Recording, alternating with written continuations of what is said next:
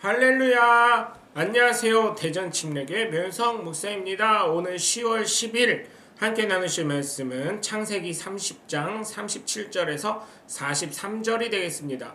제가 봉독하고 함께 말씀 나누겠습니다. 야곱이 버드나무와 살구나무와 선풍나무의 푸른 가지를 가져다가 그것들의 껍질을 벗겨 흰 무늬를 내고 그 껍질 벗긴 가지를 양떼가 와서 먹는 개천의 물 구유에 세워 양떼를 향하게 하매 그때가 물을 먹으러 올 때 새끼를 베니 가지 앞에서 새끼를 뱀으로 얼룩얼룩한 것과 점이 있고 아롱진 것을 낳은지라. 야곱이 새끼 양을 구분하고 그 얼룩무늬와 검은빛 있는 것을 라반의 양과 서로 마주보게 하여 자기 양을 따로 두어 라반의 양과 섞이지 않게 하며 튼튼한 양이 새끼 뵐 때는 야곱이 개천에다가 양떼의 눈앞에 그 가지를 두어 양이 그 가지 곁에서 새끼를 베게 하고 약한 양이면 그 가지를 두지 아니하니 그렇게 함으로 약한 것은 라반의 것이 되고 튼튼한 것은 야곱의 것이 된지라. 이에 그 사람이 매우 번창하여 양떼와 노비와 낙타와 나귀가 많았더라. 아멘. 할렐루야. 여러분, 우리는 예수 그리스도를 믿는 믿음의 사람입니다. 그렇기 때문에 하나님의 말씀에 따라 모든 것이 반드시 이루어질 것이라고 믿어야 합니다. 그리고 하나님의 언약은 모든 것이 이루어지고 있습니다. 그렇기 때문에 우리 역시 우리가 예수님의 이름으로 기도하고 선포한 모든 것은 이루어질 줄 믿어야 될 줄 믿습니다. 항상 이런 말씀을 들리면 반대되는 사람들이나 교회를 핍박하는 사람들은 기도했는데 왜 기도 응답이 되지 않았냐고 하는데 그 기도 역시 응답된 것입니다. 기도 응답이 안 되는 것이 응답인 것을 믿어야 되는데 그렇지 않은 것입니다. 왜냐하면 하나님의 뜻과 합당하지 않거나 욕심으로 구한 기도는 정욕으로 구한 기도는 응답이 되지 않는다는 것이 분명히 성경에 나와 있기 때문입니다. 그러니 우리는 기도할 때 하나님의 뜻에 합당한 기도를 하면서 모든 것이 반드시 합력하여 선을 이룬다는 것을 믿고 나아가셔야 될 줄 믿습니다. 첫 번째로 언약의 자녀의 축복은 지혜의 축복이 있습니다. 세상을 살아갈 때 우리가 갖춰야 될 것이 두 가지가 있는데요. 첫째는 세상을 살아가는 법인 지혜를 구하는 것이고 또 하나는 세상을 살아가면서 습득하고 깨우쳐야 할 지식이 있는 것입니다. 그런데 하나님이 이 모든 것을 하나님의 방법대로 창조하셨기 때문에 하나님의 방식에 맞는 지혜를 우리가 갖춰야 하는데 하나님은 하나님 뜻에 합력하여 선을 이루도록 하시는 것인 줄 믿으시길 바랍니다. 그래서 우리는 날마다 우리의 삶에서 하나님의 뜻에 합당한 삶이 되도록 순종하는 삶을 살아야 될 줄 믿습니다. 여러분, 지혜의 근본이 바로 하나님이 되심을 성경은 말하고 있습니다. 그것처럼 정말 우리가 하나님을 더욱 깊게 알아가고 친근하게 알아가고 더욱 하나님의 뜻에 합당한 순종의 자녀들 되시길 주 예수 그리스도의 이름으로 간절히 축원합니다. 오늘 보면 37절에서 42절까지 보면 야곱이 버드나무와 살구나무와 신풍나무와 푸른 가지를 가져다가 껍질을 벗겨서 흰무늬를 내고 그 껍질을 벗긴 가지 양떼와 와서 먹는 개천의 물구에 세워 양떼를 향하게 하매 그 새끼가 배면 얼룩덜룩한 것이고 아롱진 양을 낳게 합니다. 이건 건강한 양. 그렇지 않고는 라반의 양이 되게 합니다.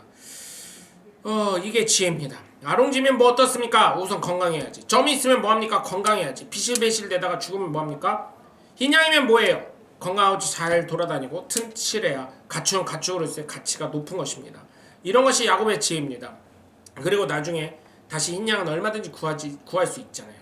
그리고 이렇게 한 이유는 흰 양은 문화적으로 이 사람들도 높게 평가하고 사실은 점박이나 아롱진 것은 부족하거나 결핍이 있는 양으로 보았습니다. 그렇게 라반에게는 비실비실한 흰 양을 자신에게는 아롱지고 점박이지만 튼튼한 양을 낳게 했습니다.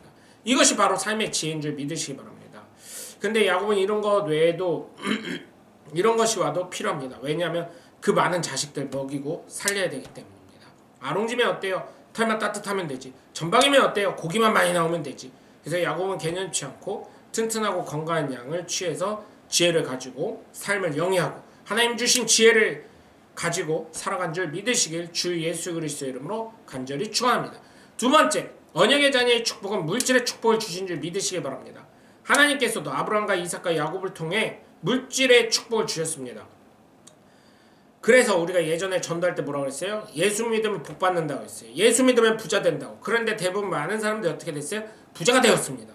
예전에 우리나라는 정말 한번 역사를 제대로 한번 보셔야 합니다. 얼마나 가난하고 더러웠는지요. 예전에 우리나라는 정말 60년대만 하더라도 어떤 기사가 실렸는지 아세요? 병명이 무엇인지 알고 죽게 해달라는 그런 이야기들이 있었습니다. 그리고 의사 만나게 재정 지원해달라는 신문 광고가 많이 있었답니다. 그럼 뭔 병인지도 모르고 죽은 사람이 얼마나 많았어요. 그런데 지금은 어때요? 얼마나 많아요. 의사들이 얼마나 많고 병원이 얼마나 많이 있습니까?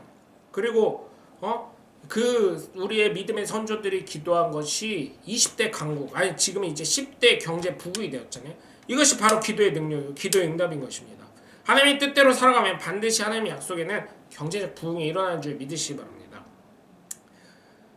오늘 본문 43절을 보면 매우 번창하고 재산이 많아지게 됩니다. 이것이 가장 기초적인 하나님의 은혜이고 축복인 줄 믿으시기에 주님의 이름으로 간절히 축원합니다.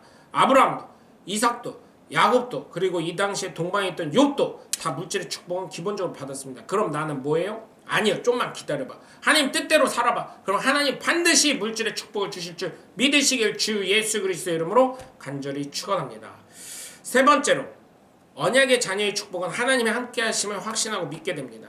이러한 증거들이 나타나면 야곱의 심정이 어떻을까요? 그의 생각에 무엇이 들어있겠습니까? 베델에 있었던 일들이 마음에서 솟아나고 생각나게 될 것입니다. 내가 기도한 것들이 응답이 되어 내 삶에 구체적으로 나타나기 시작하면 우리도 하나님의 나라를 상상하면서 소망을 갖게 될 것입니다. 내가 받을 은혜, 내가 받을 복, 내가 받을 상급은 어때요? 이 모든 것이 실현될 것을 기대하면서 가지 않겠습니까? 소망 가지지 않겠어요? 이와 마찬가지로 야곱은 이 모든 증거들이 나타나면 그의 삶에 하나님이 주시기로 한 약속이 그 마음의 소망이 되었을 것입니다. 그래서 우리는 히브리서 11장 1절에 있는 것처럼 어떤가요? 바라는 것들의 실상이고 보지 못하는 것들의 증거들이 정말로 우리의 삶에 하루하루 더해지시길 주 예수 그리스도의 이름으로 간절히 축원합니다.